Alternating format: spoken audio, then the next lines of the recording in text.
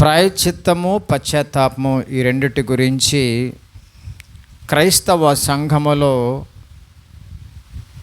చాలా లోటు కనపడుతుంది.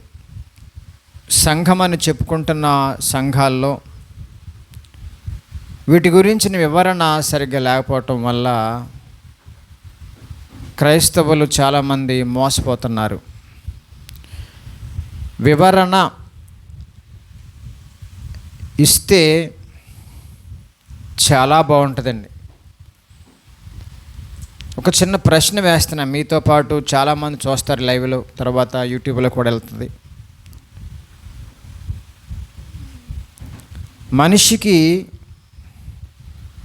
ఈ లోకంలో పుట్టిన వెంటనే ఎవరు కూడా క్రైస్తవులు కాదు. క్రైస్తవులుగా మారాలంటే, క్రీస్తును ధరించాలంటే ఏం జరగాలి? క్రైస్తవులుగా మారాలంటే ఏం జరగాలి? క్రీస్తుని ధరించాలంటే ఏం జరగాలి? ముందే చెప్పేసి ఆన్సర్లు. ఆ రెండు జరగాలి. ప్రాయశ్చిత్తం జరగాలి, పశ్చాత్తాపం జరగాలి. దీనికి మరో ప్రశ్న కూడా మనం చెప్పొచ్చు డైరెక్ట్గా. పాపం పోవాలంటే ఏం జరగాలి? ప్రాయశ్చిత్తం జరగాలి, పశ్చాత్తాపం జరగాలి. ప్రాయశ్చిత్తము అంటే బదులుగా చెల్లించటం, బదులుగా ఇవ్వటం. ఇది వరకు భౌతిక పరంగా మనం చూసుకుంటే మనుషులందరూ కూడా ఇచ్చిపుచ్చుకుంటారు సహజంగా. పక్క వాళ్ళతో ఈమె పప్పు ఇస్తే ఆమె ఉప్పేస్తుంది, ఉప్పిస్తే పప్పు వేస్తుంది, వస్తే మారిపడి బదులు. అన్నీ ఇంట్లో ఉండవు, అన్నీ ఒకేసారి కొనుక్కోలేరు. కాబట్టి ఒక వస్తువు మీ దగ్గర ఉందనుకోండి, వాడుకొని మళ్ళీ ఇచ్చేసేవాళ్ళు. కొన్ని ఆహార పదార్థాలు కూడా ఇచ్చిపుచ్చుకునేవాళ్ళు అన్నమాట. నేను ఇది ఇస్తాను, మీరు అది ఇస్తారా, వస్తువు మార్పిడి పద్ధతిలాగా.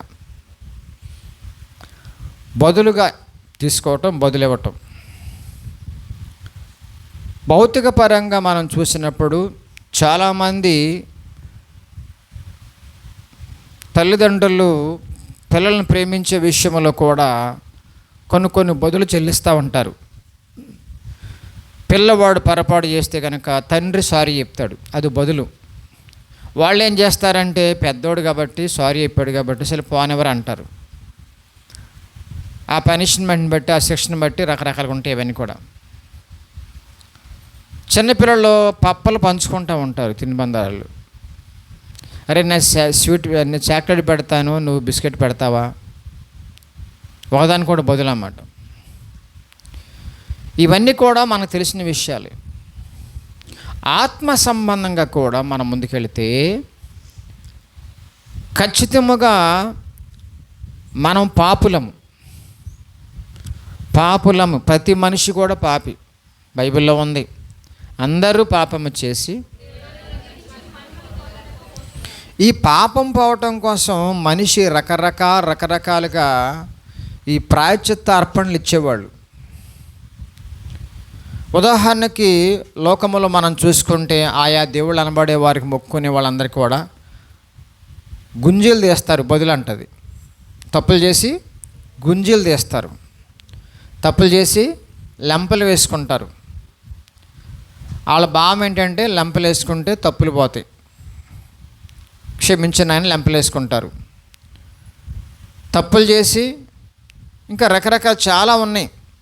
టెంకాయలు కొడతారు. తప్పులు చేసి కొంత మొక్కుకుంటారు, నేను ఇస్తున్నానయ్యా నా తప్పులు క్షమించవా అని. అది ప్రపంచంలో జనరల్గా లోకంలో జరిగే తీరు చెప్తున్నాను మీకు. కానీ వాటి వల్ల పాపం పోద్దా అంటే కనుక పోదు. ఒక వస్తువు మార్చుకుని ఒక వస్తువు తీసుకోవటం అంత ఈజీ కాదు పాపం పోవటం. అందుకని ఇంకొంచెం ముందుకెళ్తే, అక్కడి నుంచి బయలుదేరితే పశువులు బలిచ్చేవాళ్ళు. బైబిల్లో కూడా ఉంది అది. బలులిచ్చేవాళ్ళు, రక్తం ప్రోక్షించేవాళ్ళు. తప్పులు చేస్తున్న ఈ మానవులు దేవుని దగ్గరికి వెళ్ళి బలు ఇచ్చు. లేవికాండం అంతా కూడా అదే జరుగుద్ది, ఎక్కువ బలు గురించే ఉంటుంది. పొరపాట్లు చేసిన తర్వాత తప్పు చేసిన మానవుడికి శిక్ష ఏంటంటే చంపేయాలి. నేను ముందుకు వెళ్ళిపోతున్నా. తప్పు చేసిన మానవుణ్ణి దేవుడు చంపేయాలి. ఎందుకు చంపాలండి? అన్యాయం కదా అంటారంటే, మరి తప్పు చేసింది అన్యాయం కదా. చంపటం అనేది అన్యాయం అంటున్నావు నువ్వు, బాగానే ఉంది. చంపటానికి కారణమైన తప్పు అన్యాయం కదా. తప్పు చేసిన మానవుని శిక్షించడం అన్యాయం ఎందుకు అవుద్ది? ఏ చట్టమైనా, ఏ దేశంలో చట్టమైనా సరే కొన్ని మనిషి చట్టాన్ని ఉల్లంఘిస్తే శిక్షించట్లేదా? ఎందుకు పెట్టుకున్నారు ఈ చట్టాన్ని అంటే కనుక, మనిషిని ఒక క్రమంలో పెట్టడం కోసము. ఇంకా మితిమీరితే తర్వాత అతను శిక్షించి దండించి లైన్లో పెట్టడం కోసం. దేవుడికి కూడా చట్టం ఉంది కదా. దేవుడు ఏ లోటు లేకుండా మనకు అన్నీ ఇచ్చాడు. అనేక సార్లు మనం చెప్పుకుంటూ వస్తున్నాం. గాలి ఏంటి, నీరేంటి, ఆహార పదార్థాలు ఏంటి, వర్షమేంటి, అన్నీ కూడా సమస్తం ఇచ్చాడు కదా. నువ్వు 90 ఏళ్ళు 100 ఏళ్ళు బతుకు నిమిత్తము అన్నీ ముందుగానే ప్రిపేర్ చేశాడు కదా ఆయన. అన్నీ చేసిన దేవుణ్ణి ధిక్కరించి దానికి ఆయనకి వ్యతిరేకంగా తప్పులు చేస్తున్నప్పుడు మరి శిక్షించే అధికారం ఆయనకే ఉంటుంది. అన్నీ ఇచ్చిన దేవుడికి హక్కు ఉంటుంది. ప్రేమించి అన్ని సమకూర్చిన దేవునికి హక్కు ఉంటుంది. కాబట్టి ఇప్పుడు మనిషి తప్పులు చేస్తున్నప్పుడు దేవుడు శిక్షించాలి. అయితే దేవుడు ఎంత కనికరం గలవాడంటే, తాత్కాలికముగా మీ దోషాలు పోవటం కోసం ఏమిచ్చేవాళ్ళు? బళ్ళు అమ్మా, గొర్రెలు, పావురాలు, పేదవాళ్ళైతే పావురాలు, మేకలు, పొట్టేళ్ళు, ఇవి బళ్ళు ఇచ్చేవాళ్ళు. ఎందుకు ఇచ్చేవాళ్ళు? ప్రాయశ్చిత్తం. అంటే మనిషి యొక్క పాపానికి చంపాలి, రక్తము ఒలికించబడాలి. అమ్మా, రక్తము చిందింపకుండా. చాలండి, ఎంత మంచి మాట పట్టుకుందా బుజ్జి. అదేంటిది? పాప క్షమాపణ జరగాలంటే ఏం జరగాలి? రక్తము చిందించబడాలి. ఆ రక్తము ఇదివరకు గొర్రెల రక్తము, పొట్టేల రక్తము, పౌరాల రక్తము బలి ఇచ్చేవాళ్ళు ప్రాయశ్చిత్తముగా. లెంపలు వేసుకున్న దగ్గర నుంచి జంతు బలులకు వచ్చేసారు. ఆ బలులు కూడా తాత్కాలికమే. అర్థమవుతుంది మీకు? కాబట్టి మనిషి యొక్క రక్తం ఒలికించితే దోషానికి విముక్తి. మనిషిని చంపటం ఇష్టం లేక ఇప్పుడు ఈ జంతు రక్తాన్ని ఒలికించి తాత్కాలికముగా ఉపశమనం కోసం కొంత క్షమాపణ పొందుకునేవాళ్ళు ఆనాడు. మీరు లేవీకాండంకి వస్తే కనుక ఒక్కొక్కటి అన్ని చెప్పడానికి సమయం చాలదు, కానీ మనకి మీరు చూస్తే ఒక అధ్యాయంకి వెళదాం. మనము 14వ అధ్యాయంకి వెళ్తే చాలా చోట్ల ఉంటుంది ప్రాయశ్చిత్తం గురించి. చూడండి 53 చూడండి ఒకసారి. అప్పుడు సజీవమైన పక్షిని ఊరి వెలుపల నెగరు విడివెలను ప్రాయశ్చిత్తము చేయగా అది పవిత్రమగును. ఆ ఇంటి వాళ్ళు పవిత్రమవుతారు. అట్లాగా చాలా చోట్ల ఉంటుంది ఇలాంటి మాటలు. చూడండి ప్రాయశ్చిత్తం గురించి అక్కడే అది అధ్యాయంలో 20వ వచనం కూడా యాజకుడు దహన బలి ద్రవ్యమును నైవేద్యమును బలిపీఠం అర్పింపలను. అట్లు యాజకుడు వాని నిమిత్తం ప్రాయశ్చిత్తము చేయగా వాడు పవిత్రుడగును. బలిపీఠం మీద నైవేద్యాలు పెట్టడం, బలిపీఠం దగ్గర బలులు ఇవ్వటము, రక్తం ప్రోక్షించడం, ఇవన్నీ కూడా పాపానికి ప్రాయశ్చిత్తముగా ఆనాడు దేవుడు పెట్టిన కొన్ని నియమాలు. తాత్కాలికముగా మనిషి చంపటం ఇష్టం లేక ప్రేమించి ఆయన అలాంటి ప్రాయశ్చిత్తం చేయమని చెప్పాడు దేవుడు. అర్థమవుతుంది మీకు? ఇప్పుడు మీకు అర్థం కావాల్సింది ఏంటంటే, ఇలా గొర్రెల్ని, మేకల్ని, పొట్టేళ్ళని, ఎడ్లని బలులు ఇవ్వటం వల్ల పాపము పర్మనెంట్గా పోదు. అది టెంపరీగా దేవుడి యొక్క కోపాన్ని చల్లార్చడం కోసం పెట్టిన నియమమే. అసలు పాపం పోవాలంటే ఒక పరిశుద్ధుడే రావాలి. మనిషికి బదులుగా మనిషి బలవ్వాలి. మనుషులు ఎవరు లేరుగా, మరి అందరూ పాపులేగా. కాబట్టి ఆనాడు బలుల గురించి మాట్లాడితే హెబ్రీయులకు రాసిన పత్రిక చూద్దాం ఒకసారి చూడండి, 10వ అధ్యాయము. వెళ్ళిపోదాం ముందుకి. హెబ్రీయులకు రాసిన పత్రిక 10వ అధ్యాయము 3 నుంచి చదవండి చక్కగా, వివరణ మీకు బాగుంటుంది దాంట్లో. అయితే ఆ బలులు అర్పించుట చేత ఏటేటా పాపము జ్ఞాపకమునకు వచ్చునవా, ఏలైనగా ఎడ్ల యొక్కయు మేకల యొక్కయు రక్తము పాపములు తీసివేయుట అసాధ్యము. బాగా విన్నారా? నియమం పెట్టిన దేవుడే, ఆ టెంపరీ.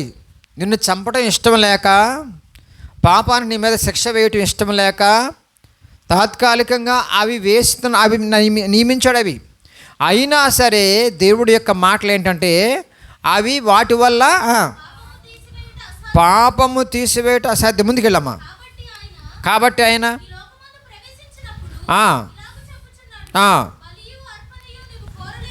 కానీ గమనించండి, ఇప్పుడు జంతువులు బలుల గురించి మాట్లాడలే. ఇక్కడ తన ప్రియకుమారుడు యేసుక్రీస్తు ప్రభువారిని మానవుడికి లోకానికి పంపించి, అంటే ఒక శరీరాన్ని అమర్చి మహిమ దేహాన్ని విడిచిపెట్టి ఈ లోకానికి యేసు ప్రభువారు మహిమ దేహం విడిచిపెట్టి మట్టి దేహముతో వచ్చాడు.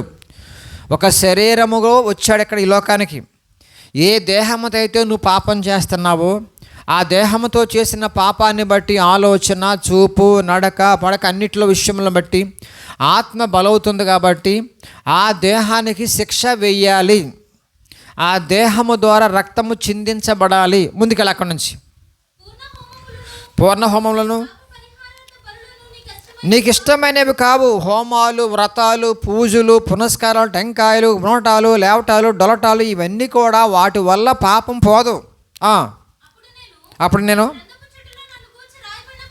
ప్రకారము దేవా నీ చిత్తం నెరవేర్చుటకు ఇదిగో నేను వచ్చానంటేనే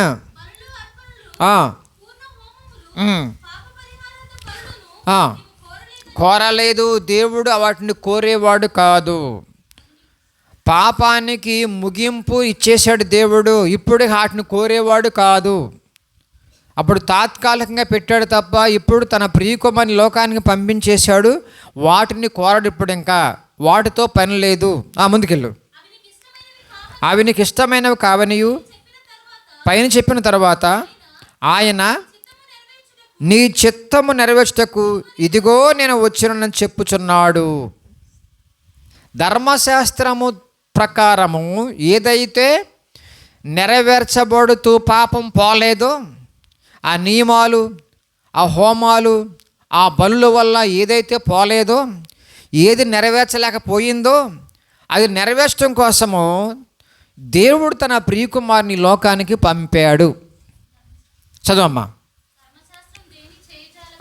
ధర్మశాస్త్రము దేనిని చేయజాలకపోయినో దాన్ని దేవుడు చేసెను. ఇప్పుడు మీకు అర్థం కావాలి బాగా. పాత నిబంధనలో ఉన్న బలులన్నీ కూడా ఆనాడు తాత్కాలికంగా జరిగినా ఇప్పుడు ధర్మశాస్త్రాన్ని నెరవేర్చి దాన్ని కొట్టిపాడేసి, ఏదైతే ధర్మశాస్త్రం వల్ల పాపం యొక్క పర్యవసానం పోకుండా ఉందో, పాపం గురించి బాగా వివరించింది ధర్మశాస్త్రం. కానీ పాపాన్ని పోగొట్టే బలం ధర్మశాస్త్రం లేదు. అందుగురించి ఆ ధర్మశాస్త్ర నియమం ప్రకారము మనుష్య కుమారుడికి లోకానికి యేసు ప్రభు వచ్చి దాన్ని నెరవేర్చి కొట్టివేసిన. చదువు అన్నమాట. మొదటిది ఏంటి? ధర్మశాస్త్రం యొక్క నియమాలు, అర్థమవుతుందా? ఆ నిబంధన వేరు. రెండవది ఏంటి? యేసుక్రీస్తు బలి. ముందుకెళ్ళు. మొదటి దాన్ని కొట్టివేయుచున్నాడు. ఎందుకని ఇక బలులతో పని లేదు. యేసే మన కొరకు ఈ లోకానికి వచ్చి సిలువలో త్యాగమై, యాగమై, బలియాగమైపోయాడు ఆయన. యేసుక్రీస్తు యొక్క శరీరము ఒక్కసారి అర్పింపబడుట చేత ఆ చిత్తమును బట్టి మనము పరిశుద్ధపరచబడిన ఉన్నాము. దేవుని కనపరుచుకుందాం. ఆయన చిత్తాన్ని బట్టి మనము పరిశుద్ధపరచబడి ఉన్నాము. సిలువ యాగము వల్ల, ప్రాయశ్చిత్తము వల్ల మన పాప విముక్తి దొరికింది మనకి. నెక్స్ట్ ముందుకు వెళ్ళి అక్కడ నుంచి. మరియు ప్రతి యాజకుడు పాపములను ఎన్నటికి తీసివేయలేని ఆ బలులని మాటి మాటికి అర్పించు ఉండును. ఈయనైతే ఆ యాజకుడికి ఈ ప్రధాన యాజకుడి తేడా ఏంటంటే మాటి మాటికి బలి ఇవ్వాలి. అక్కడ ప్రతి పాపానికి బలి ఇవ్వాలి, ప్రతి దోషానికి ప్రాయశ్చిత్తం జరగాలి, ఏదో ఒక జంతువో పక్షో.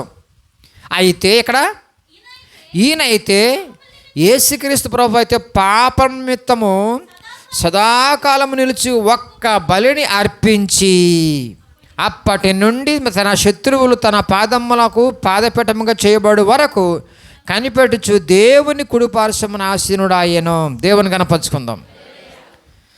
మీకు వివరణ అర్థం కావాలి. ఇక్కడ బలులతో పని లేదు.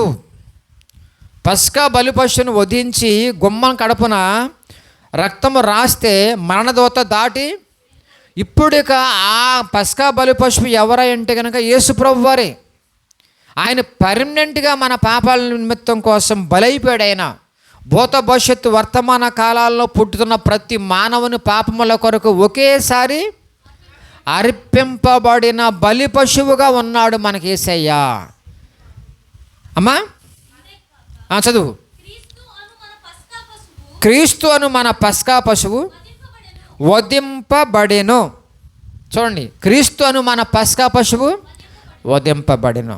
ఇప్పుడు గమనించండి, మీరు అడగకుండానే దేవుడు మిమ్మల్ని ఎంతో ప్రేమించి నన్ను ఎంతో ప్రేమించి తన ప్రియకుమారుని పంపి చంపుకున్నాడు. మీకు బాగా అర్థం కావాలి ఈ విషయం. సంఘానికి ఈ విషయం అర్థం కాక ఎందుకు వస్తున్నారో తెలియదు, ఎందుకు వెళ్తున్నారో తెలియదు, బాప్తిసం అంటే తెలియదు, చాలా మోసపోతున్నారండి. మీకు కొంచెం క్లియర్గా ఇస్తున్నా మ్యాటరు. యేసుక్రీస్తు ప్రభువారు మనం అడగకుండానే ఆనాడు దేవుడే ఒక ప్రణాళిక వేసుకున్నాడు. ఈ మానవులందరూ కూడా దారి తప్పి నశించిపోయి పాపములో పడిపోయి నరకములకు వెళ్ళిపోతారు. ఈ పశువుల బలుల వల్ల పాపం పోదు. కాబట్టి నా ప్రియకుమారుని లోకానికి పంపాలనేసి దేవుడు పెద్ద ప్లాన్ వేసుకున్నాడు. ఆయన నిన్ను నన్ను ప్రేమించి ఒక్క విషయం చెప్పాలనుకుంటున్నాను. ఇక్కడ యేసుక్రీస్తు ప్రభువారు తండ్రి అయిన దేవుడి దగ్గర గమనించండి, సమానమైన అధికారాలు ఉన్నాయి ఆయనకి. ఆయన మహిమ, ఆయన గొప్పతనము, ఆయన యొక్క స్థానము గొప్పగా ఉంటుంది అక్కడ.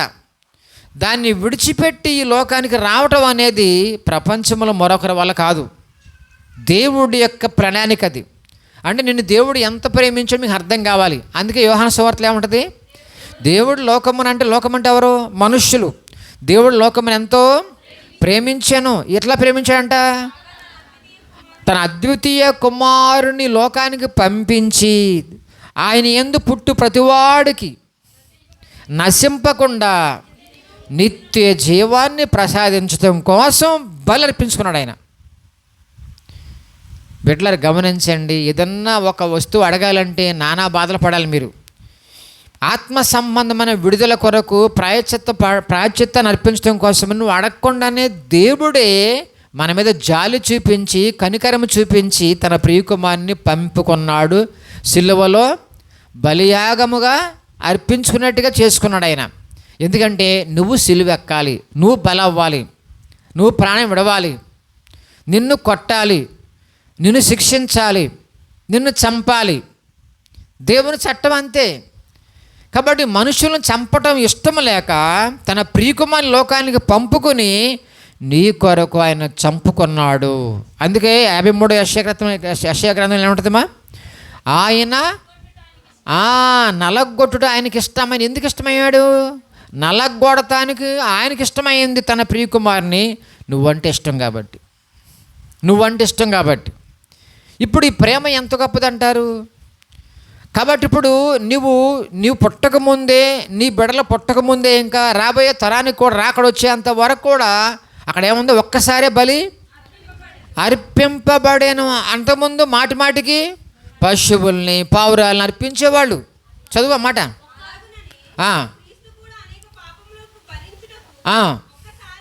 ఒక్కసారే అర్పింపబడి, ఒక్కసారి అంటే ఏంటి? ఇక మళ్ళీ బలియాగం ఉండదు. ఇంకా రాబోయే జనానికి చదువు, ఒక్క అర్పణము చేత. అమ్మ గమనించండి, ఏమ్మా ఈయన పరిశుద్ధపరచబడు వారిని సదాకాలమునకు సంపూర్ణంగా చేసి ఉన్నాడు. ఎంత భాగ్యం అండి, ఎంత మంచి ప్యాకేజ్ అండి, ఎంత మంచి గిఫ్ట్ అండి. నువ్వు బతుములాడావా, డొల్లావా, టెంకాయలు కొట్టావా, ఏడ్చావా, ఏమన్నా ఏం లేదండి. ప్రాయశ్చిత్తము గమనించండి. ప్రపంచ క్రైస్తవానికి అర్థం కాలేదు. ప్రపంచ క్రైస్తవులారా, మానవులారా అందరూ అర్థం చేసుకోవాల్సింది ఏంటంటే, దేవుడు నిజమైన దేవునికి ఉండవలసిన లక్షణం ఏంటంటే, నువ్వు అడగకుండానే ప్రేమించేవాడు, ఇచ్చేవాడు. భౌతికంగా అన్నీ ఇచ్చేసాడు ఆయన. ప్రపంచానికి ఏది కావాలో, మానవుల యొక్క దేహానికి ఏది కావాలో మొట్టమొదటి అన్నీ సమకూర్చి పెట్టాడు. రెండవదిగా మనుషులు తప్పులు చేసి, పాపం చేసి, అపరాధములు చేసి చచ్చిన వారై ఉండగా తన ప్రియకుమారి లోకానికి పంపి చంపుకున్నాడు నువ్వు అడగకుండానే. జైల్లో పెడితే 2 రోజులు 3 రోజులు మళ్ళా బెయిల్ రావాలంటే 6 రోజులు కల్లా ఎంత ప్రయాసపడతారో. వీళ్ళని బతులాడటం బెయిల్ రావటం కోసం అండి.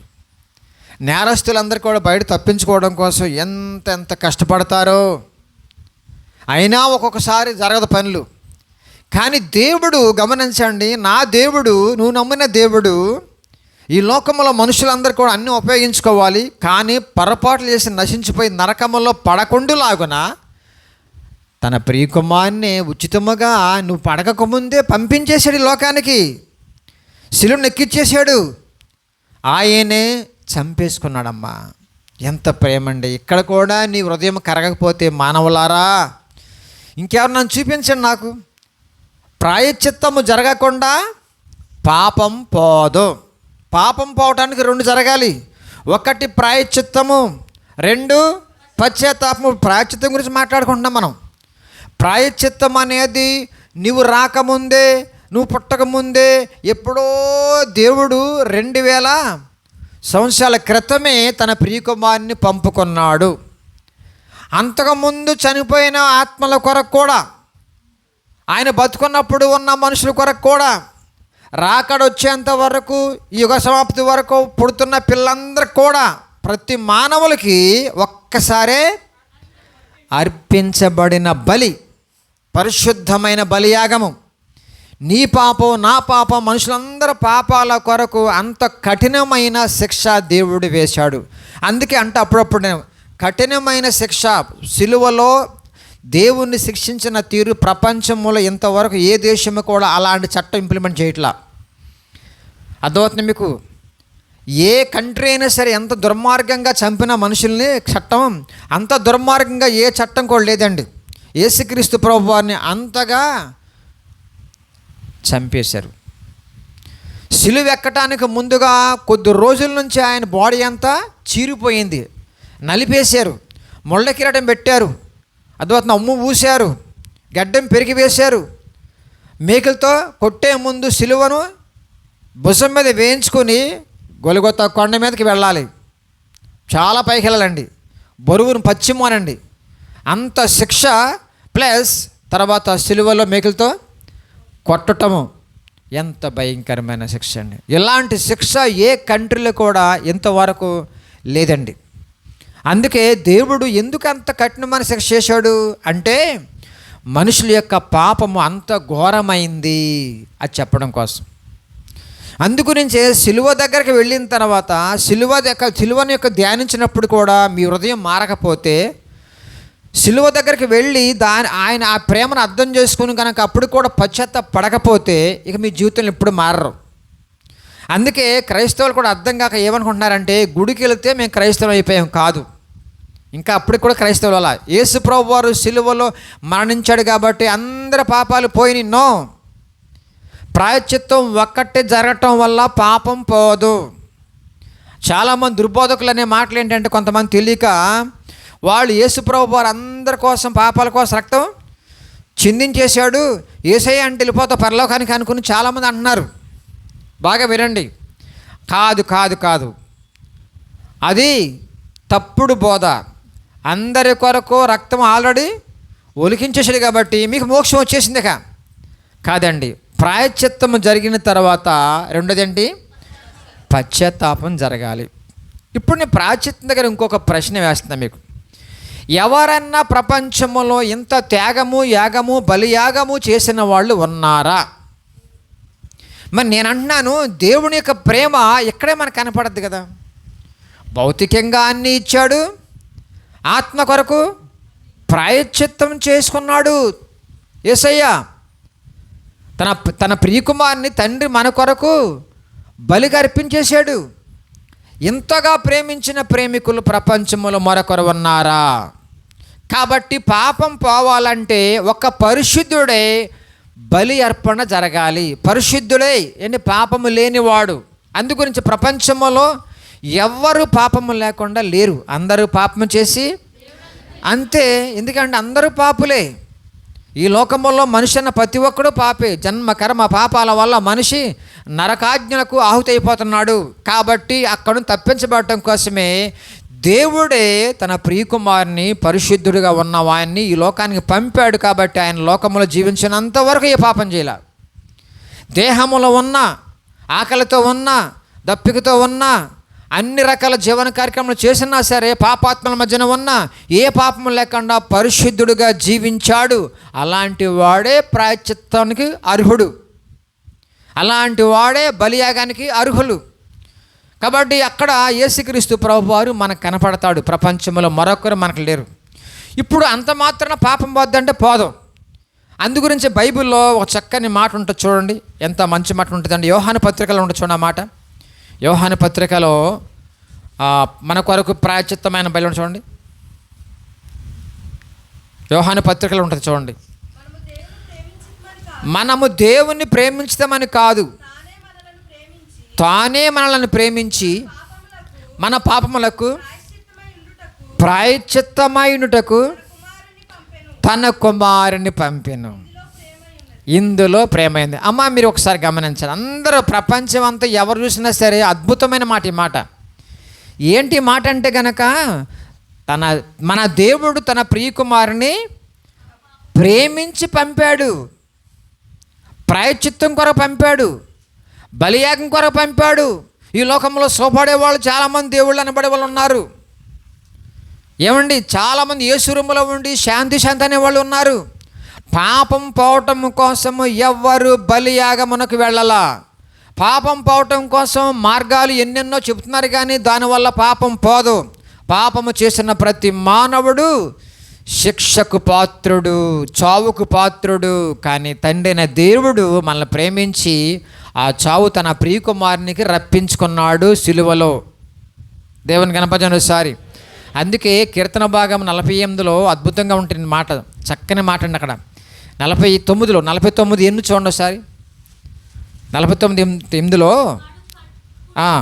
కుళ్ళు చూడక, మనిషి కుళ్ళు చూడటం అంటే అర్థం ఏంటి? చావండి.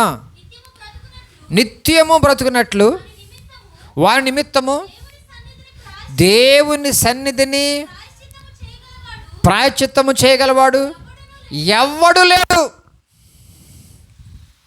ప్రపంచమా, లోకమా, మానవుని యొక్క పాపము తీసేసే ప్రభావము గలవారు ఎవరు లేరు. పాపానికి విరుడుగా ప్రాయశ్చిత్తపడేవాళ్ళు ఎవరు కనపడలే నాకు. నా యేసు ఒక్కడే, ఇంకా ఆయన తప్ప ఇంకెవరు నమ్ముతానండి నేను. ఇంకా క్లారిటీ వచ్చేసింది కదండి. ఏ గ్రంథాలన్నా అలా ఉంటే కొంచెం ఆలోచించవచ్చు మనం. సమాధి యువతలో 4 మంచి మాటలు చెప్పేసి శాంతి అన్నంత మాత్రం పాపం ఎలా పోద్దండి? మునిగితే పాపం ఎలా పోద్దండి? మునిగితే ఏమవుద్ది? ఆ మంచినీళ్ళు అనుకోండి శుభ్రం వచ్చేది మనకి. మురినీళ్ళు అనుకోండి అమృనా ఉంటుంది. హృదయానికి సంబంధించిన పాపము పరిశుద్ధుడైన దేవుడే బలియాగము ద్వారా పోద్ది. రక్తం ఒలికించబడాలి. అందుచేతనే ఎవ్వరు లేరు నా యేసు తప్ప. ఇక్కడ మీకు క్లారిటీ వచ్చేసింది అనుకుంటా. ప్రాయశ్చిత్తము జరగాలి. జరిగిందా లేదా? లోకమంతా తెలుసుకోవాల్సిన విషయం ఏంటంటే ప్రాయశ్చిత్తం ఎక్కడ జరిగింది, ఎవరో జరిగిందంటే కనుక యేసుక్రీస్తు ప్రభువారి ద్వారా జరిగింది. ఎక్కడ జరిగింది? సిలువలో జరిగింది. అద్భుతమైన దేవుని ప్రణాళిక. అంత మాత్రాన పాపం పోదు. ఇప్పుడు రెండోది ఏం జరగాలి? పశ్చాత్తాపడాలి. నీ కొరకు బలియాగం అయిపోయిన ఆ దేవుని విషయంలో నువ్వు దేని నిమిత్తమైతే ఆయన చనిపోయాడో దాన్ని పట్టుకోవాలి. అరే నా పాపాల కోసం నా యేసయ్య చనిపోయాడు కదా, ఇంకా ఈ పాపాలు ఒప్పుకోకపోతే ఎలాగా? సారీ డాడీ అనాలి. ఎందుకంటే ఆయన తిరిగి లేచాడు. మళ్ళా ఆయన చనిపోయి సమాధిలో లేడు, తిరిగి లేచాడు, పరలోకం వెళ్ళాడు, పరిశుద్ధాత్మ రూపంలో మన చుట్టూ తిరుగుతున్నాడు ఆయన. ఎవరైతే పాపిని అనుకుంటాడో గమనించండి, అప్పుడు పరిశుద్ధాత్మ దేవుడు వచ్చి నీకు సహకరించి పాపాలు ఒప్పుకున్నట్టుగా చేస్తాడు. యేసు దగ్గరికి వస్తేనే ఆ కార్యం జరుగుద్ది. సిలువ యొక్క ధ్యానం చేస్తేనే ఆ కార్యం జరుగుద్ది. ప్రపంచంలో నా పాపాల కోసము సిలువలో బలియాగం అయిపోయిన వారు ఎవరు లేరు, నా యేసు ఒక్కడే. సమాధిని జయించిన వాడు ఎవరు, నా యేసు ఒక్కడే. ఆ యేసుక్రీస్తు ప్రభు వారి ద్వారానే నా పాపం పోయే మార్గం ఉందని ప్రాయశ్చిత్తము ద్వారా నువ్వు తెలుసుకున్నప్పుడు ఆటోమేటిక్గా పశ్చాత్తాపడతావు. సారీ డాడీ, క్షమించు డాడీ. దానికి ఏంటంటే కనుక గమనించండి, ఖచ్చితంగా దేవుని సహాయం కావాలి. ఒక మనిషి పాపాలు ఒప్పుకోవాలన్నా సరే వాడి వల్ల కాదు. మనిషి ఎంత దుర్మార్గుడంటే పాపము చేస్తూనే ఉంటాడు తప్ప పశ్చాత్తాపడు, పాపం ఒప్పుకోడు. పైకి ఒకవేళ భయపడిపోయి సారీ అన్నా లోపల మాత్రం నిజంగా క్షమించరండి. కానీ దేవుడు సంపూర్ణంగా మనకు క్షమించడం కోసము ఒక ప్యాకేజ్ మన ముందు పెట్టాడు. అదే ప్రాయశ్చిత్తం. అది దాని ద్వారా కృప రావాలి. ఆ కృపలో భాగమే ప్రాయశ్చిత్తం. కృపను పొందుకోవాలంటే యేసయ్యా నువ్వే దిక్కయ్యా, నేను పాపినయ్యా, నా పాపాల కోసం నువ్వు ప్రాణం పెట్టావని ఎప్పుడైతే నువ్వు పాపం అని తెలుసుకుంటావో పరిశుద్ధాత్మ రూపంలో ఉన్న దేవుడు నీకు సహాయం చేసి ఒప్పింప చేస్తాడు. ఏంటది? పాపముని గురించి ఒప్పింప చేస్తాడు. అద్భుతం అండి. మొత్తం అన్నీ కూడా ఆయన చేసుకున్నాడు కదండి, మీ పని ఏముంటుంది ఇంకా? నిజంగానండి కన్నీరు వచ్చేసింది ఒకసారి. దేవుడు ఏమన్నా మీకు ఏమైనా పని పెట్టాడా? నీరు కనిపెట్టావా, భూమి కనిపెట్టావా, మొక్కలు కనిపెట్టావా, ఏమన్నా ఏం కనిపెట్టా? అన్నీ రెడీగా ఉన్నాయిగా. గాలిని కనిపెట్టావు, నువ్వు అన్నీ ఇచ్చాడు కదా. పాపము కొరకు నువ్వు అడగకుండానే తన ప్రియకుమారుని బలియాగం చేస్తున్నాడు ప్రాయశ్చిత్తంగా. తర్వాత మళ్ళీ నీ పాపమని ఒప్పుకోవడం కోసం కూడా పరిశుద్ధాత్మ దేవుడిని సహాయం చేస్తున్నాడు. ఆత్మరిపుగా ఉన్నాడు యేసయ్య ఇప్పుడు మన మధ్యన. ఎవరైతే నేను పొరపాటు చేస్తున్నాను, తప్పులు చేస్తున్నాను, నరకంలో పాడైపోతాను బాబో యేసయ్య అంటారో వెంటనే పరిశుద్ధాత్మ దేవుడు వాలిపోతాడు, ప్రేరేపిస్తాడు, నీ పాపాలన్నింటినీ ఒప్పింప చేస్తాడు. బైబిల్ ఉందన్నమాట. ఆయన వచ్చి పాపముని గుర్చియు నీతిని గుర్చియు లోకములో ఉన్న మనుషులను ఒప్పింప చేయను నువ్వు అంగీకరిస్తే. ఏమంటే ఇంత ప్రాయశ్చిత్తం జరిగిన తర్వాత కూడా నీ కళ్ళు కనపట్లేదా? ప్రపంచం నడుబొడ్డున కలవరి సిలువలో వేలాడుతున్న యేసుక్రీస్తు ప్రభువారి గురించి ప్రతి గ్రామానికి ప్రతి పల్లెకి వెళ్ళిపోయింది కదా. మరి ఎందుకు నీ హృదయనేత్రాలు తెలుసుకోవట్లేదు? ఎందుకంటే సాతాను గాడు మత్తులో పెట్టాడు. మన రిచ్ దేవుడు వేరే, ఆయన చీపు దేవుడు, ఆయన చనిపోవటం ఏంటి? నీకు అర్థం కావట్లేదా? దేవుడు చచ్చిపోవటం ఏంటి అసలు? దేవుడు అంటే కత్తులు కటార్లు పట్టుకుని హాయ్ హాయ్ అనుకుంటా ఒక్కొక్కరిని ఓసకాత కోసేవాడు అని వాళ్ళ స్టైల్లో చెప్తున్నారు. దేవుడు అనేవాడు ప్రేమించేవాడు. మీ అబ్బాయి తప్పు చేస్తావంటే నువ్వు చంపేసుకుంటున్నావా? జైలు పెడుతున్నావా? గుండెల్లో దాచుకుంటున్నావు. నీకెంత ప్రేమ ఉంటే దేవునికి ఎంత ప్రేమ ఉండాలి? అది కదా దేవుని ప్రేమ. అందు గురించే ప్రాయశ్చిత్తం అనేది దేవుడు నువ్వు అడగక ముందే చేసేసుకున్నాడు. దేవుని కనపరుచుకుందాం. ఒక చిన్న ఉదాహరణ చెప్పేసి కొంచెం ముందుకు వెళ్తాను. ఉదాహరణకి మనం చెబుతూ ఉంటాం అప్పుడప్పుడు. ఈ ఉదాహరణ మీకు చాలాసార్లు చెప్పాను కూడా, మాకు జ్ఞాపం చేసే సందర్భం వచ్చింది కాబట్టి. మీ అబ్బాయి ఒక అబ్బాయిని కొట్టేసిన తర్వాత రక్తం కారిపోతుంది, పారిపోయి వచ్చాడు. తండ్రి ఏం చేశాడు? ఇంట్లో పెట్టి తలిపేశాడు. అందరూ వచ్చారు, ఏమండి సుబ్బారావు గారిని మీ అబ్బాయిని కొట్టేశారు. ఓకే కొట్టాడండి, కరెక్టేనండి, కొట్టాని చెప్తున్నాడు కూడా. మరి ఏం చేద్దామండి? కొట్టాలిగా, మరి దెబ్బ కదా, చట్టం అంతే కదా. తప్పు చేసిన వాడిని శిక్షించాలి. తండ్రి వేసాడంటే మా అబ్బాయి ఒక్కడేనండి, ముద్దులుగా పెంచుకున్నానండి, ఆడిని ఏం అనబాకండి, ఓ పని చేయండి, నన్ను కొట్టాడు. నన్ను కొట్టేయమని చెప్పాడు తండ్రి. ఎడాపెడా కొట్టేస్తే రక్తంలో పడిపోతూ ఉంటే కుమారుడు వచ్చేసి బారు మేడుచుకున్నాడు అండి. అప్పుడు కుమారుడు ఏం చెప్పాలి? Sorry daddy. అదే పశ్చాత్తాపం. అర్థం చేసుకోండి. ప్రాయశ్చిత్తము జరిగించిన వాడు తండ్రి అయితే పశ్చాత్తాపడింది కుమారుడు. ఇక్కడ జరిగిందండి కరెక్ట్ కార్యం. దాన్నే కృప అంటారు. దేవుని నామమున స్తోత్రం.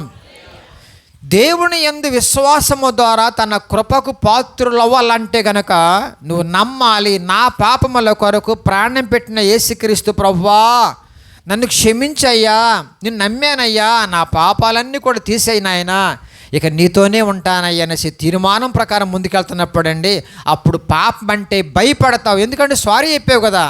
అప్పుడు తండ్రి ఏమంటాడు, అరే బిడ్డ, నీ కొరకు ఒకసారి నేను రక్తాన్ని ఒలికించానురా, అందరు కొట్టేశారు, నన్ను ప్రాణం పెట్టేస్తున్నారా, ప్రాణం పోతుందిరా, ఇక మళ్ళీ నీ కోసం ప్రాణం పెట్టేవాళ్ళు ఎవరు ఉండరా, మళ్ళీ పొరపాటు చేయబాకరా. అదే నా యేసు ప్రభు వారు చెప్పింది. నిజముగా నువ్వు పశ్చాత్తాపడితే, నిజముగా యేసు ప్రభు నమ్ముకుంటే మళ్ళా నువ్వు రిపీట్గా ఆ పాపం చెయ్యలేవు, చేసి ఉండలేవు. క్రైస్తవులకున్న మహోన్నతమైన భాగ్యం అండి ఇది. బిడ్డలారా బాగా అర్థం చేసుకోండి. క్షమించి, భరించి, సహించి, ప్రేమించిన గొప్ప తండ్రి నీతోనే ఉన్నాడు. ఇంత క్షమాగుణం కలిగిన వాడు మరొకరు కనపడలే నాకు. ఇంత ప్రేమగల హృదయం గలవాడు మరొకరు కనపడలే నాకు. భరించిన వాడు మరొకరు కనపడలే నాకు. సహించిన వాడు, చంకని పెట్టుకున్నవాడు, ముద్దులాడుతున్నవాడు, పరలోకాన్ని సిద్ధపరుస్తున్నవాడు, పరలోకములో తన సింహాసనం మీద కూర్చోబెట్టబోతున్న మహా గొప్ప తండ్రి ప్రపంచంలో మరొకరు లేరు బిడ్డలారా. అందుకే నేను మొరపెట్టుకుంటున్నా, ఖచ్చితముగా మన పాపము నుంచి బయటికి రావాలి, మన దోషము నుంచి బయటపడాలి. అసలు పాపం అంటే ఏంటి? ఆజ్ఞాతిక్రమం. ఆజ్ఞ అంటే ఏంటి? ఏ ఆజ్ఞ? మూటములను ఎత్తుకోమని చెప్పాడు ఏమన్నా? ఏమన్నా ఇంకా కొనుక్కురమ్మన్నాడు ఏమన్నా? లేకపోతే పాయసం వండమన్నాడు ఏమన్నా? 100 టంకాయలు కొట్టమన్నాడు ఏమన్నా? ఇంకా వీటితో పని లేదండి. బల్లి మన్నాడు గొర్రెలు ఏమన్నా? లేదు, వీటితో పని లేదండి. సారీ డాడీ, క్షమించు డాడీ, ఇదే రావట్లా. ఆనాడు గమనించండి, ఆదాము గనక సారీ డాడీ అని ఉంటే గనక సృష్టి క్రమం ఇంకో రకంగా ఉండేది. అనలా ఒకరి మీద ఒకరు ఏ శ్రమలు, ఒకరి మీద ఒకరు నేరం వేసుకుంటున్నారు, వాళ్ళు తప్పించుకుంటున్నారు. వాళ్ళు సారీ అండి, సారీ డాడీ అంటే ఎంత బాగుంటుందండి. ఇప్పుడు మీ కుమారుడు, నేను చెప్పే ఒకసారి మీకు, 1,00,000 రూపాయల టీవీ పాల్గొనేశాడు. పెద్ద నేరమే. ఎంత నేరం అది? 1,00,000 రూపాయల నేరం అండి, అంతే కదా. మీరేం చేస్తారు? 1,00,000 రూపాయల టీవీని పగలగొడితే మీరేం చేస్తారు? 1,00,000 రూపాయల తగిన శిక్ష వేసేస్తారు. ఆడికి వేస్తారు లేదా? ఒక్కవేళ నువ్వు కర్ర పట్టుకుని ఆయన చితగొట్టేదని వచ్చావనుకోండి, అమాంతంగా కాలమే పడిపోయి మమ్మీ సారీ, డాడీ సారీ అనుకోండి, ఏం చేయగలవు? అందుకే పశ్చాత్తాపంలో ఉన్న మాధుర్యము ప్రపంచంలో మరొక దానిలో లేదు. ఎంత ఘోర పాపమైనా ప్రేమించి క్షమించే దేవుడు రెడీగా ఉన్నాడు. దేవునికి కనపడండి. ఒకసారి ఒక ఆయన జైల్లో ఉంటే ఒక పాస్టర్ గారు వెళ్ళారంట వాక్యం చెప్పడానికి. వాక్యం చెబుతూ ఉండగా, ఏమండి క్షమించే దేవుడు అంటున్నారు, బాగానుందండి, నేను విన్నానండి, నిజంగా నేను చాలామంది చంపి వచ్చానండి, నన్ను కూడా క్షమిస్తాడా మీ యేసయ్య అన్నాడంట. అప్పుడు పాస్టర్ చెప్పారంట, ఖచ్చితంగా నిన్ను క్షమిస్తాడు. అందుకే సిలువలో అంత శిక్ష వేయించుకున్నాడు నీ తప్పు కోసం. ఎంత శిక్ష అంటే కనుక సిలువలో ఉన్న ఆ బలియాగం గురించి వివరంగా చెప్పిన తర్వాత అప్పుడే కుప్పకూలిపోయి మోకరించి ఏడుతూ మొదలుపెట్టాయంట, నన్ను క్షమించి ప్రభు అనేసి. అప్పుడు ఈయన పాస్టర్ గారు బైబిల్ ఇచ్చేసి ప్రార్థన చేసి వెళ్ళిపోయాడు. వచ్చే వారం కల్లా మళ్ళీ ఆయన బాప్తిసం పొందుకున్నాడు జైల్లోనే. దేవుని కనపడండి ఒకసారి. ఏం జరిగింది? సమస్తము దేవుడే తన కార్యము జరిగించుకున్నాడు. ప్రాణాత్మ దేహం విషయములో మేలులతో నింపువాడాయన, కృపలతో నింపువాడాయన, ఆశీర్వాదాలతో నింపినవాడాయన. అంత గొప్ప దీవెనలు భౌతిక ఆత్మ సంబంధముగా ఎవరైనా ఇవ్వగలరా? ఎవరైనా ఇచ్చారా? అందుకనే కొరింథీలో ఉన్న సంఘస్థులందరూ కూడా కన్నీరు గారుస్తున్నారు. దీన్ని ఏమంటారంటే ప్రాయశ్చిత్తము, పశ్చాత్తాపం ద్వారా మారు మనసు అంటారు. మారు మనసు రావాలి, వేరే మనసు. పశ్చాత్తాపడి ఏడుతున్నారంట వాళ్ళు. ఎందుకు ఏడుతున్నారు వాళ్ళు? వారు దుఃఖపడ్డారు దేనికోసం? మార్పు రావాలయ్యా. వాళ్ళు పాపాల కోసం ఏడుతున్నారండి, జ్వరాల రబ్బుల కోసం కాదు. ఆ దుఃఖం ఏ దుఃఖం అంట? దైవ చిత్తానుసారంగా మీరు దుఃఖపడ్డారు కాబట్టి నాకు సంతోషం వేస్తుంది. కొరింథులో ఉన్న వాళ్ళందరికీ కూడా గమనించండి, ఏడుస్తున్నారంట. ఎందుకు ఏడుస్తున్నారంటే కనుక, మేము మారాలి, మా మార్పు రావాలయ్యా, నా కొరకు సిలువలో ప్రాణం పెట్టావయ్యా, త్యాగమైపోయావయ్యా, నా పాపాల కోసం సిలువ యాగంలో బలియాగమైపోయావయ్యా, నన్ను క్షమించయ్యా, నన్ను క్షమించయ్యా అనేసి వాళ్ళు ఏడుస్తున్నారంట. ఆ దుఃఖం ఏ దుఃఖం అంట? మారు మనసు కావాల్సిన దుఃఖము. పేరేంటి? టైటిల్ ఏంటి? దైవ చిత్తానుసారమైన దుఃఖము. బిడ్డలు గమనించండి, ఈ రోజునాడు క్రైస్తవ లోకంలో ప్రతి సంఘానికి ఈ మ్యాటర్ అర్థం కావాలి. మొట్టమొదటిగా నువ్వు పుడతానికి కారణం ఏంటంటే, గమనించండి, ప్రాయశ్చిత్తం రెడీగా ఉంది, పశ్చాత్తాపం నువ్వు పడాలి. ఆ పశ్చాత్తాపం ప్రాయశ్చిత్తం వల్ల నీకు మారు మనసు వస్తుంది. నీ పాపాలు ఒప్పుకుంటూ పశ్చాత్తాపంతో కన్నీరు కాచి నీ పాపాలు ఒప్పుకున్నప్పుడు దేవుడు నమ్మదగిన వాడు. చదవనమాట, మన పాపములను మనం ఒప్పుకునేడలా ఆయన నమ్మదగిన వాడు. నమ్మి వచ్చావు, నా కొరకు ప్రాణం పెట్టాడని తెలిసి, ప్రాయశ్చిత్తం జరిగించాడని తెలిసి, కన్నీటితో ప్రార్థన చేసి ఆయన నమ్మదగిన వాడు అనేసి వచ్చావు కాబట్టి గనుక మన పాపములను క్షమించి సమస్త నువ్వు దొంగవా, వ్యభిచారవా, తిట్టుబోతువా, తాగబోతావా, ఏ పాపమైనా సరే, ఎంత ఘోర పాపమైనా సరే మనల్ని పవిత్రులుగా చేయను. దేవుని నామమున స్తోత్రం. అదేంటి ప్రపంచానికి అవసర ప్రేమ. మరొకరు ఉన్నారా? దుష్ట శిక్షణ అంతా అది పెద్ద గొప్ప. దుష్టుడిని చంపేసేయి, మంచోడిని కాపాడేది గొప్పది. నా యేసయ్య దుష్టుల కొరకు ఆయన మనందరి పాపాల మీద వేసుకుని ఆయన శిక్ష అనుభవించిన ప్రేమికుడు ఆయన, మహోన్నతమైన ప్రేమికుడు ఆయన. అందుకని యేసుప్రభు వారు, ఆరోగ్యవంతులకు వైద్యుడు అక్కరలేదు. ఎవరికి కావాలి?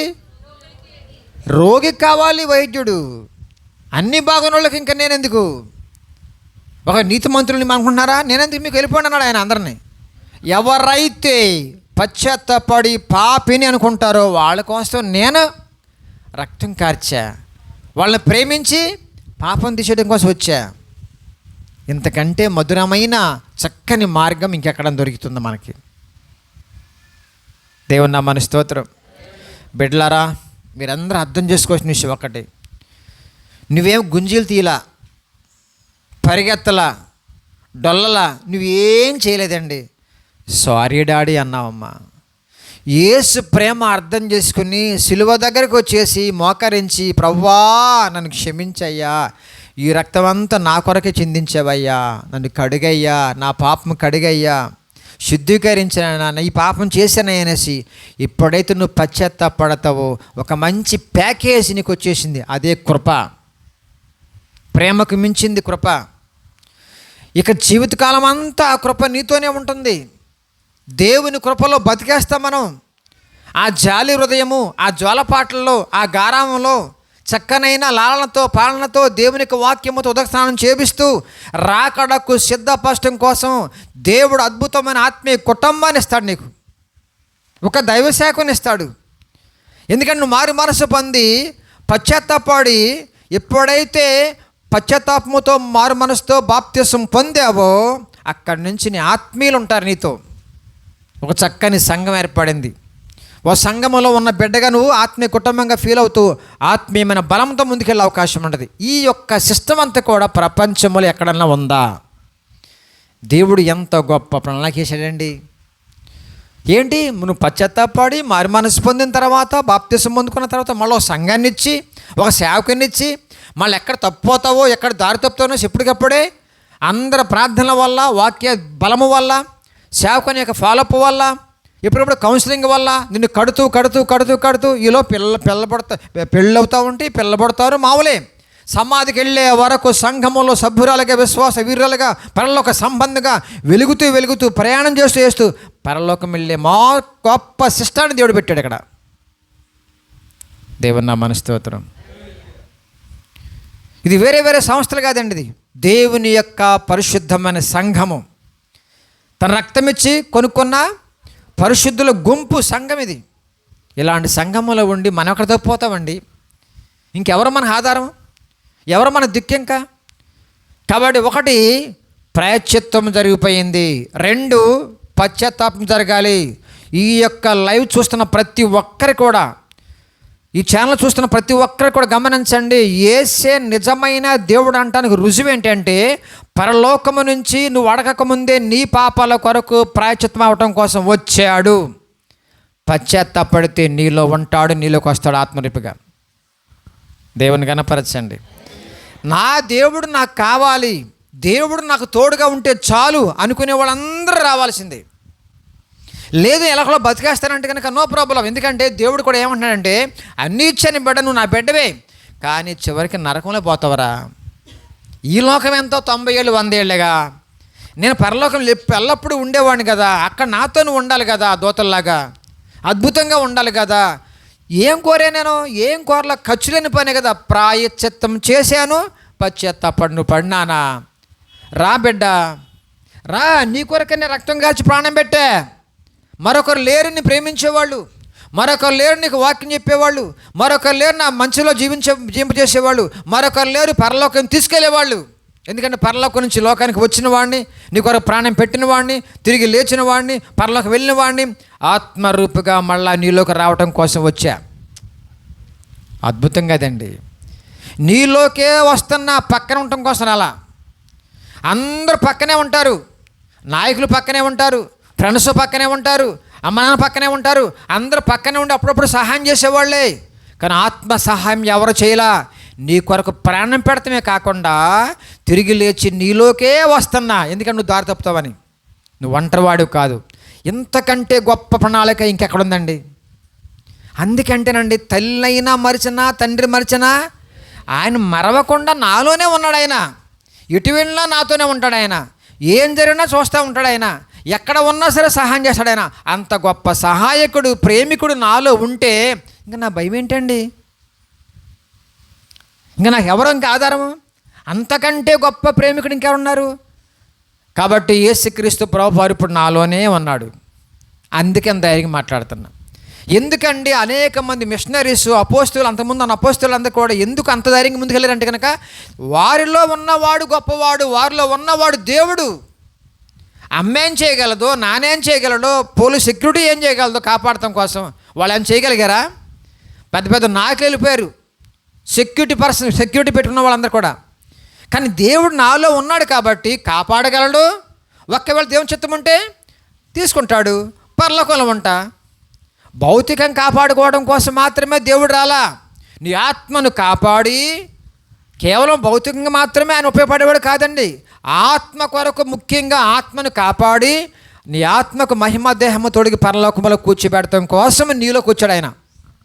దేవుని గణపరచండి. ఎంత సంతోషం అండి, ఎంత ఆనందం అండి. దేవుడు నేను కలిసి ఉన్న సన్నివేశం కాకుండా ఇంకేం కలిగితేనే సంతోషం వస్తుంది. ఓ కోటరప్ప చుట్టూ వేసుకుంటావా, ఏం చేసి తాగేసుకుంటావా? చుట్టూ బంగారం వేసుకుంటావా, ఏం చేసుకుంటావు? బంగారు ప్లేట్లు తిన్నా అంటావు. ఆయన బంగారం అయిపోతాయి నువ్వేనా? నువ్వు ఏ ప్లేట్లో తింటే ఏముందండి, ఆ అన్నమే కదండి, ఆ ఫుడ్డే కదండి.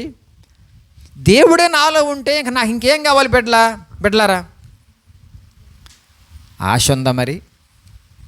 ఇంత క్లారిటీ చెప్పిన తర్వాత కూడా ఆ దేవుడు నాలో ఉంటే బాగుండు అనుకుంటున్నావా?